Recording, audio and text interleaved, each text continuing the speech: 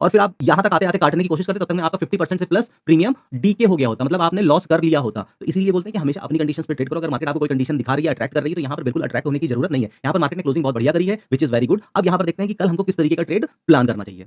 अब जो हमको सबसे पहला काम करना है वो आज का लो मार्क करना है और आज का हाई मार्क कर लेना है। आज का हाई और क्लोज लमसम इक्वल ही है, तो यहाँ पर हमको बहुत ज्यादा क्लोज की कोई वैल्यू नहीं है। रीजन ये कि क्लोज और हाई हमारा यहाँ इक्वल है। हम ये 10 मिनट का चार्ट लगा लेते हैं और अब देखिए ये चार्ट यहाँ पर कुछ इस तरीके से दिख रहा है। मार्केट ने फ्राइडे के ऊपर क्लोजिंग करी है, व्हिच इज वेरी गुड। अगर हम यहाँ पर एक ट्रेंड लाइन ड्रॉ कर लेते हैं जिस पर कि मार्केट ने आज बहुत बढ़िया सपोर्ट दिखाया है, तो ये हमें और नेक्स्ट लेवल का एज देते हुए दिखेगी, ये और ये। तो अब यहाँ पर बढ़िया कंडीशन क्या है? बढ़िया कंडीशन ये है कि या तो मार्केट एक लंबे मूव के बाद एक स्ट्रॉन्ग रेजिस्टेंस पर पहुंचे, तब हमको बेयरिश होना है, या मार्केट अगर इस जोन के अंदर अगर ट्रेड कर रही है, इस जोन के अंदर, तो हमको यहाँ पर तब तक ट्रेड नहीं लेना है जब तक मार्केट इस ट्रेंड लाइन के नीचे नहीं निकलेगी। क्योंकि यहाँ पर देखिए तो एक सपोर्ट, दो सपोर्ट और ये तीन सपोर्ट मार्केट ने लिए हैं। तो जब भी किसी ट्रेंड लाइन पर एक सपोर्ट, फिर दूसरा सपोर्ट, तो हमको ये ट्रेंड लाइन मिलती है और उसके बाद अगर तीसरा सपोर्ट भी वहीं से मार्केट ले लेती है, तो वो ट्रेंड लाइन बहुत ज्यादा वैलिड हो जाती है। तो यहाँ पर हमको तीन सपोर्ट बिल्कुल क्लियर दिखे हैं। तो हम यहाँ पर अब जब तक मार्केट अपने इस हाई से इस जोन के बीच में ट्रेड करेगी, हम कोई ट्रेड प्लान नहीं करेंगे। लेकिन अगर मार्केट इस ट्रेंड लाइन को बीट करके और अपने मूविंग एवरेज के नीचे जाएगी, तब हम यहाँ पर एक बेयरिश ट्रेड देखेंगे। और याद रखिए कि जब भी मार्केट एक बड़ी रेंज बनाती है, तो उस कंडीशन में पिछले दिन का जो एक मिड रेंज होती है, मिड वैल्यू होती है 50%, वो बहुत इंपॉर्टेंट रोल प्ले करती है। तो अगर हम यहाँ पर देखें तो यहाँ पर जो 50% आज की रेंज का है वो है 534 का लेवल,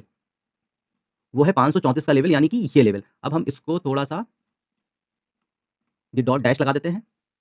ये हमारा हमको पता चल गया कि ये आज का मिड लेवल है। तो कल पॉसिबिलिटी ये भी हो सकती है कि मार्केट पहले यहाँ पर एक बार इस रेंज के लिए आए और लमसम इस जगह पे 50% की रेंज से सपोर्ट निकालकर और फिर ये ऊपर की तरफ जाए। ठीक है, तो सबसे बढ़िया ट्रेड ये होगा कि अगर मार्केट यहाँ पर आकर इस जगह पे सपोर्ट बनाती है 530 540 के पास, इस जगह पे आकर सपोर्ट बनाती है, तो यहाँ से एक हमको अपसाइड का मूव बहुत बढ़िया देखने को मिलेगा। अगर कल की कंडीशन में मार्केट एक्सट्रीम गैप अप या गैप डाउन खुल जाती है, तो मैं पहले बता रहा हूँ कि आज एक बड़ा मूव आ चुका है और कल है निफ्टी की एक्सपायरी। तो वैसी कंडीशन में फिर कल ट्रेड करने के लिए कुछ बचेगा नहीं। कि वैसे आज मार्केट ऊपर जाके क्लोज हुई है, तो कल यहाँ पर हो सकता है कि मार्केट गैप अप ओपन हो जाए। मान लो कि 25,800 के लेवल पर ओपन हो जाए, तकरीबन 120 पॉइंट का गैप अप हो चुका होगा। तो वैसी कंडीशन में आपको क्या करना चाहिए? अगर मान लीजिए 25,800 पे मार्केट खुलती है, तो फिर आप इसको वेट करने दीजिए। क्योंकि पीछे से अगर आप चार्ट पर देखोगे तो 12 फरवरी का जो रेजिस्टेंस लेवल है वो यहाँ पर है 25,900, 880 से 900। अगर मान लो कि 800 पे गैप अप ओपन होती है, तो 880 से 920 का लेवल अपने आप में एक ही रेजिस्टेंस का काम करेगा। और अगर मार्केट टाइम बिताकर ऊपर की तरफ निकलती है, तब हम बुलिश ट्रेड लेंगे। हमेशा याद रखिए कि अगर मार्केट ने एक बड़ी रेंज बनाई है किसी दिन, ठीक है, लेकिन उसके फोमो में अगले दिन फिर आप होप ट्रेड ना करिए कि नहीं मार्केट ने कल 350 पॉइंट की रेंज बनाई तो आज 200 प्लस मूवमेंट हो चुका है। अभी भी यहाँ पर 150 पॉइंट और हमको मूव मिल सकते हैं, क्योंकि ये ग्रीड आप लोगों को दिखाई जाती है, जिसके चक्कर में जो नए ट्रेडर होते हैं वो इसके ट्रैप में आते हैं और फिर वो एकदम टॉप पे जाके बाय करते हैं और वहीं से